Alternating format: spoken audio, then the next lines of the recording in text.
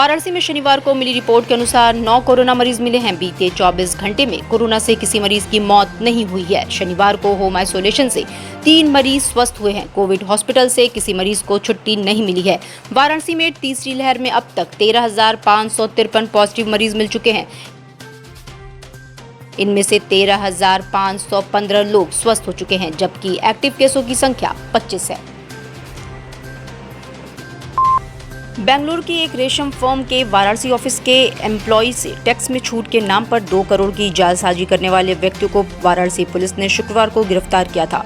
Police commissioner ए छत्तीसगढ़ के निर्देश पर पकड़े हुए चारों अपराधियों की डोजियर प्रदेश के सभी फील्ड ऑफिसर सहित आसपास के प्रदेशों को डीजीपी को भी भेजी जाएगी। इसके अलावा पुलिस जल्द ही इन्हें रिमांड पर लेकर पूछताछ करेगी। इस संबंध में पुलिस कमिश्नर ए सतीश गणेश ने बताया कि कल पकड़े गए चारों अपराधियों के डोजियर प्रदेश के फील्ड के सभी ऑफिसर को भेजी गई है। इसके अलावा इस गैंग के द्वारा प्रदेश के दूसरे जिले में किए गए अपराधों को कनेक्ट करने के कवायद शुरू कर दी गई है। वाराणसी के साइबर क्राइम थाने की टीम को शनिवार को बड़ी सफलता हाथ लगी है। साइबर क्राइम थाने की टीम ने रोहनिया विधानसभा से भाजपा के पूर्व विधायक सुरेंद्र नारायण सिंह के ड्राइवर को उनके द्वारा दी गई तहरीर के आधार पर गिरफ्तार कर लिया। उक्त ड्राइवर ने धोखे से उनके अकाउंट से ऑनलाइन फ्रॉड करते हुए फ्लिपकार्ट और अमेजॉन जैसे ऑनलाइन शॉपिंग प्लेटफॉर्म से लगभग 30 लाख रुपए की खरीदारी कर डाली थी।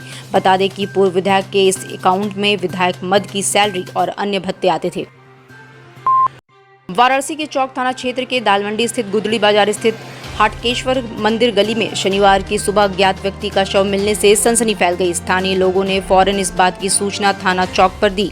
मौके पर पहुंचे दालमंडी चौकी प्रभारी ने शव की शिनाख्त की कोशिश की, पर कोई सफलता नहीं मिल सकी। शव मिलने की सूचना पर कुछ ही देर बाद मौके पर थाना प्रभारी शिवाकांत मिश्रा भी पहुंचे और आसपास के लोगों से बातचीत की और शव को मर्चरी में भिजवा दिया और शिनाख्त का प्रयास करने में जुट गई है।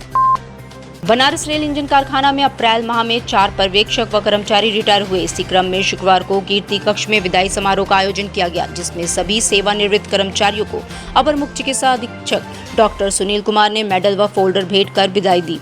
साथ ही उन्हें अपने संचित धन को उचित तरीके से उपयोग करने का सुझाव भी दिया। बता दें कि लेखा व कार्मिक विभाग के कर्मचारियों के परिश्रम व सहयोग से सेवानिवृत्त कर्मियों को एकमुश्त भुगतान किया गया।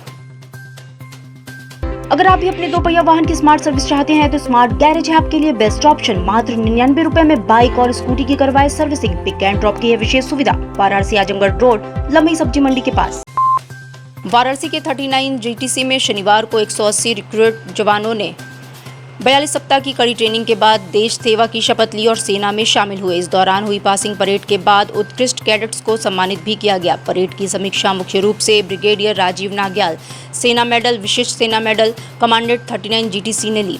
42 सप्ताह की कठिन ट्रेनिंग के बाद ये रिक्रूट अनुशासित सैनिकों में परिवर्तित होंगे। ये सैनिक देश की रक्षा के लिए दुर्गम और सक्रिय क्षेत्रों में तैनात रहेंगे। सहकारिता मंत्री जेपीएस राठौर काशी हिंदू विश्वविद्यालय पहुंचे। बीजेपी पदाधिकारियों ने उनका इस दौरान जोरदार स्वागत किया।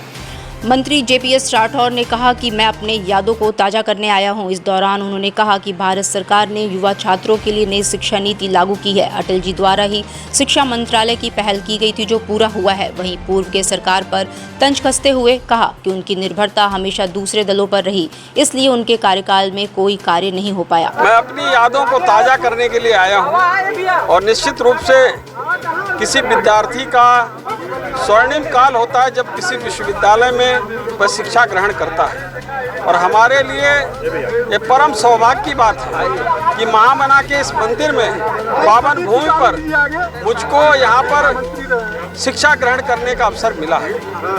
और आगे आने वाले समय में जिस तरह से यहाँ से निकलकर बहुत से लोग राष्ट्र के निर्माण में लगे हैं, तमाम ऐसी विभूतियाँ हैं, उन सबको प्रणाम और नमन करते हुए जिन्होंने यहाँ से निकलने के बाद राष्ट्र के निर्माण का काम किया है, ऐसे सभी लोगों को नमन करते हुए मैं आज ये कहना चाहता हूँ कि हम सभी विद्यार्थियों का ये परम कर्तव्य है, जो महामना की इस बगिया से निकले हैं, शिक्षा के इस मंदिर से निकले हैं, उनको इस राष्ट्र के निर्माण में और राष्ट्र को विश्व के मानचित्र में, विश्व के पटल पर सबसे उन्नत मस्तक हो भारत का, ऐसी स्थिति में पहुंचाने का संकल्प हम सभी लोगों को लेना चाहिए।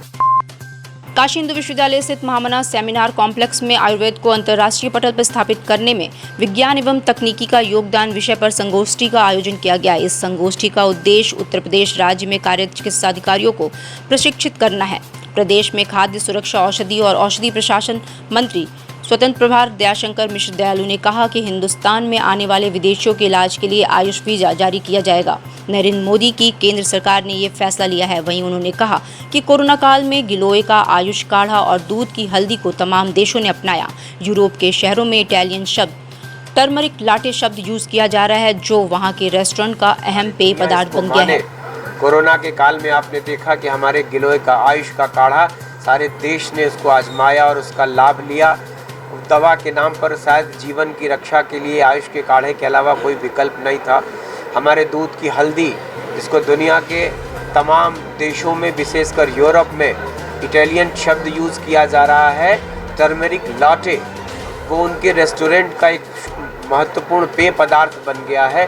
तो मेरा ऐसा मानना है कि आयुर्वेद सारे संसार में फिर से स्थापित होगा और दुनिया इसके वजूद को मानेगी। भाजपा कार्यकर्ता प्रशिक्षण शिविर का शनिवार को भाजपा प्रदेश प्रभारी राधा मोहन सिंह ने वाराणसी के होटल प्रताप में उद्घाटन किया। इस दौरान उन्होंने कहा कि भाजपा कार्यकर्ता आधारित पार्टी है।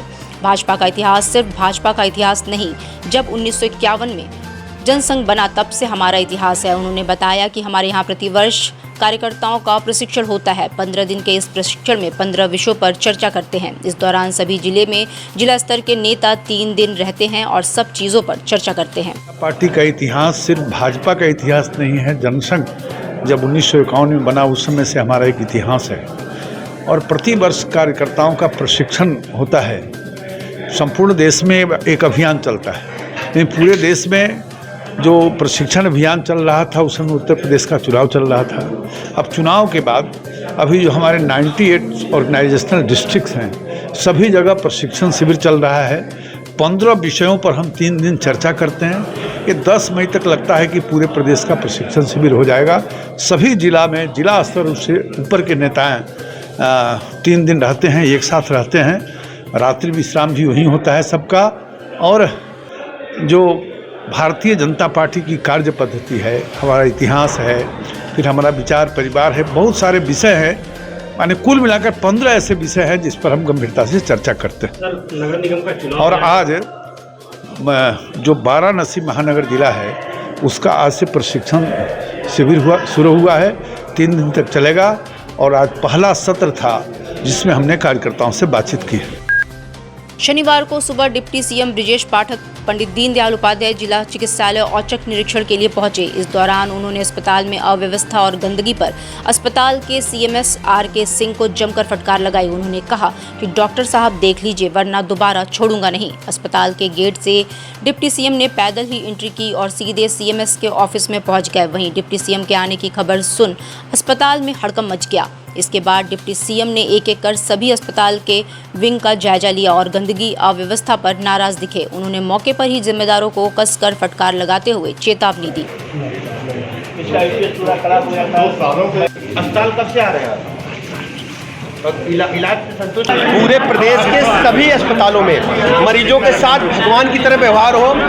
हमारे परिवार के सदस्य मरीज चिकित्सकों से हमने कहा है कि आप अपना कार्य समय से करें।